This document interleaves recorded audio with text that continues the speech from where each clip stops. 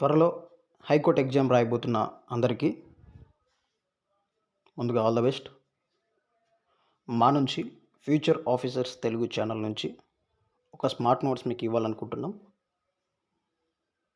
మొదటిగా polity నోట్స్ని high court ఎగ్జామ్స్కి సరిపోయేలా సిలబస్కి అనుగుణంగా కొన్ని మేము తయారు చేసాం.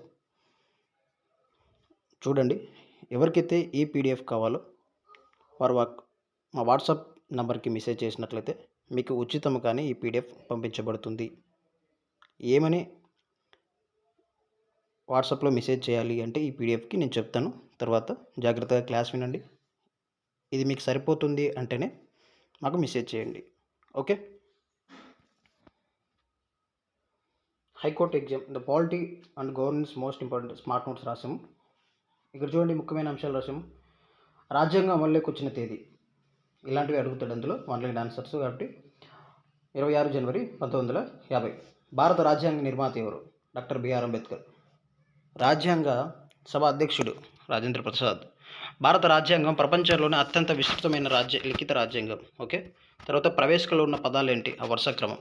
తర్వాత 42వ రాజ్యాంగ సవరణ ద్వారా ఏం చేర్చారు అన్నది ఇచ్చాను. తర్వాత ప్రాథమిక హక్కులు ఏంటి, ప్రాథమిక హక్కులు 3వ భాగంలో ఉన్నాయని, ఆర్టికల్ 12 నుంచి 35 వరకు చెప్తాయని, అందులో సమానత్వం 14 నుంచి 18 వరకు, స్వేచ్ఛ 19 నుంచి 22 వరకు, దోపిడీ 23, 24, మత స్వాతంత్రం హక్కు 25 నుంచి 28, విద్యా సాంస్కృతిక హక్కు 29 నుంచి 30, రాజ్యాంగ పరిహార హక్కు 32. ఇక్కడ ఇంకొక పాయింట్ యాడ్ చేసి చూడండి, రాజ్యాంగాన్ని హృదయం ఆత్మ అని డాక్టర్ బిఆర్ అంబేద్కర్ గారు 32వ ఆర్టికల్ నాడడం జరుగుతుంది. ఇది ప్రీవియస్ బిట్. తర్వాత ఆదేశిక సూత్రాలు, ఇవి ప్రభుత్వానికి ఇచ్చే మార్గదర్శక సూత్రాలు అని అంటాం. భారత రాజ్యాంగంలో 4వ భాగంలో ఇవి ఉన్నాయి. ఆర్టికల్ 36 నుంచి 51 వరకు తెలియజేస్తాయి. వీటిని ఐర్లాండ్ నుంచి తీసుకున్నాం. తర్వాత సంక్షేమ రాష్ట్ర స్థాపన వీటి లక్ష్యం. అయితే ఇందులో ముఖ్యమైన ఆర్టికల్ 40 గ్రామ పంచాయతీల గురించి చెప్తుందని, 44 యూనిఫామ్ సివిల్ కోడ్ గురించి చెప్తుందని, 48 క్లాస్ ఏ పర్యావరణ పరిరక్షణ గురించి చెప్తుందని చెప్పాం. తర్వాత ప్రాథమిక విధులు, దేశ పౌరులు దేశం పట్ల పాటించవలసిన బాధ్యతలు ప్రాథమిక విధులు అంటాం. అయితే ఏంటి అన్నది ఎక్కడ ఇచ్చామంటే, ఎక్కడ ఉన్నాయి ఇవి అంటే 4 క్లాసులో ఉన్నాయని చెప్పాం. తర్వాత ఆర్టికల్ 51 క్లాస్ ఏ తెలియజేస్తుందని. తర్వాత ఇక్కడ స్వర్ణసింగ్ కమిటీ సిఫారసు మేరకు వీటిని ఏర్పాటు చేశారని, 42వ రాజ్యాంగ సవరణ 1976లో 10 వస్తే 86వ రాజ్యాంగ సవరణ 2002లో 11 చేర్చారని మీకు ప్రతి పాయింట్ క్లియర్గా ఇచ్చాం. ఇక్కడ ఏ భాగంలో ఎన్ని ఉన్నాయనేది ఇచ్చాం. తర్వాత ఇక్కడ షెడ్యూల్స్ మీద బిట్ అడుగుతున్నాడు కాబట్టి భారత రాజ్యాంగంలో 12వ షెడ్యూల్ గురించి ఇచ్చాం. షెడ్యూల్ విషయం అంటే అక్కడ షెడ్యూల్ వచ్చేసి అందులో ఉన్న విషయం ఏంటి అని ఇచ్చాం. 1వ షెడ్యూల్ ఏం చెప్తుందంటే రాష్ట్రాలు కేంద్రపాలిత ప్రాంతాల వివరాలు చెప్తే, 2వ షెడ్యూల్ రాష్ట్రపతి, గవర్నరు, జడ్జిలు ఇలాంటి ప్రముఖమైన వారి యొక్క జీతపత్యాల గురించి చెప్తే, 3వ షెడ్యూల్ ప్రమాణ స్వీకారం గురించి చెప్తే, 4వ షెడ్యూల్ రాజ్యసభ స్థానాల గురించి చెప్తే, 5వ షెడ్యూల్ ప్రాంతాలు గిరిజన పరిపాలన గురించి చెప్తే, 6వ షెడ్యూల్ ఉన్నటువంటి అక్కడ 10 రాష్ట్రాలు అయితే ఇక్కడ ఉన్నటువంటి 4 ఆమె మిత్ర రాష్ట్రాల్లో ఉన్నటువంటి పరిపాలన గురించి చెప్తే, 7వ షెడ్యూల్ యూనియన్ స్టేట్ కాంకరెంట్ లిస్టుల గురించి చెప్తే, 8వ షెడ్యూల్ రాజ్యాంగం గుర్తింపు పొందిన భాషల గురించి చెప్తుందని. ఇక్కడ ప్రతి పాయింట్ ఇలా మీకు ఇంపార్టెంట్ పాయింట్స్ అన్నీ ఇక్కడ ఈ మెటీరియల్ స్మార్ట్ నోట్స్లో మీకోసం అందించడం జరుగుతున్నది. 10వ షెడ్యూల్ పార్టీ ఫిర్యాదుల నిరోధక చట్టం 52వ రాజ్యాంగ సవరణ. తర్వాత 11వ షెడ్యూల్ 73వ రాజ్యాంగ సవరణ. 12వ షెడ్యూల్ 74వ రాజ్యాంగ సవరణ. చాలా ముఖ్యమైనది. 7వ షెడ్యూల్ ఏం చెప్తుందంటే 3 జాబితాలు ఏంటి ఉన్నాయని చెప్పాం. తర్వాత 8వ షెడ్యూల్లో ఎన్ని భాషలు ఉన్నాయంటే చెప్పాం. మొదట ఎన్ని భాషలు ఉన్నాయని చెప్పాం. ఇంకా వీటికి కావాల్సిన క్లియర్ ఇన్ఫర్మేషన్ మన క్లాసుల్లో కూడా అప్లోడ్ చేయడం జరిగింది. తర్వాత 10వ షెడ్యూల్ పార్టీ మారితే అనర్హత గురించి చెప్పాం. 52వ రాజ్యాంగ సవరణ 1985లో. 11వ షెడ్యూల్ 73వ రాజ్యాంగ సవరణ 1992. ఇక్కడ ఎన్నో అంశాలు ఉన్నాయంటే 29 అంశాలు ఉన్నాయని చెప్తున్నాం. 12వ షెడ్యూల్ 18 అంశాలు ఉన్నాయని చెప్పాము. మున్సిపాలిటీల గురించి చెప్తుంది 74వ రాజ్యాంగ సవరణ ద్వారా అనేసి. ఇంకా ముఖ్యమైన అంశాలు రాజ్యాంగబద్ధ సంస్థలు అంటే ఏంటి చెప్పాము. ఇక్కడ క్లియర్గా ఇచ్చాను చూడండి.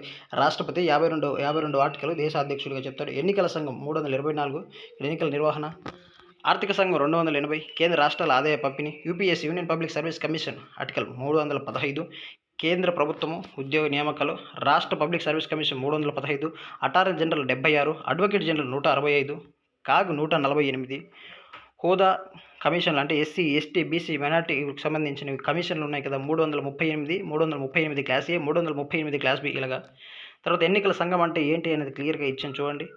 తర్వాత ఫైనాన్స్ కమిషన్ అంటే ఆర్టికల్ చెప్పాను, ఎన్ని సంవత్సరాల టైం పీరియడ్ చెప్పాను. తర్వాత యూపీఎస్సీ చెప్పాము. తర్వాత కాగ్ గురించి ఇచ్చాను, అటార్నీ జనరల్ గురించి ఇచ్చాను, అడ్వకేట్ జనరల్ గురించి ఇచ్చాను. ఇక్కడ ఇంపార్టెంట్ పాయింట్స్ ఇచ్చే క్వశ్చన్లు కూడా మీకు దాదాపు 200 ఎంసీక్యూస్తో ఇక్కడ మీకు ఇవ్వడం జరిగింది. మీరు చేయాల్సింది ఏంటి అంటే చక్కగా క్లాస్ విన్న తర్వాత వీటిని చక్కగా చదువుకోండి. ఎగ్జామ్కి ఆల్ ది బెస్ట్. వీలైతే మిగిలిన సబ్జెక్టులు కూడా ఇలా స్మార్ట్ నోట్స్లో మీరు కావాలి అనుకుంటే నాకు మెసేజ్ చేయండి, కామెంట్ పెట్టండి వీడియో కింద. మిగతా స్మార్ట్ నోట్స్ కూడా మేము మీకు తయారు చేసి ఇస్తామండి. All the best. ఇలా దాదాపు మీకు 200 ఎంసీక్యూస్ పెట్టాను. ఇక్కడ చూడండి, ఇంపార్టెంట్ అనేటివన్నీ బాగా చదవండి. ఇది కావాలనుకున్నవారు హైకోర్టు